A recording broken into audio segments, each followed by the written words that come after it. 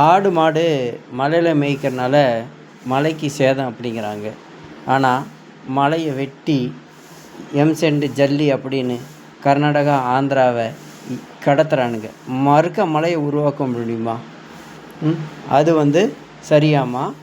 ஆடு மாடு வனத்தில் மேய்க்கிறது அது தப்பாம்மா? என்னடா எப்படி தான் இருக்கிறீங்க? என்ன உங்களுக்கு பிரச்சனை? செந்தமிழ் சீமான் எடுத்து வைக்கிற ஒவ்வொரு குறிக்கோளும் சரியானதாக இருக்குது. மக்களுக்காக, மொழிக்காக, இனத்துக்காக பாடுபடுற ஒரே தலைவன் செந்தமிழ் சீமான்.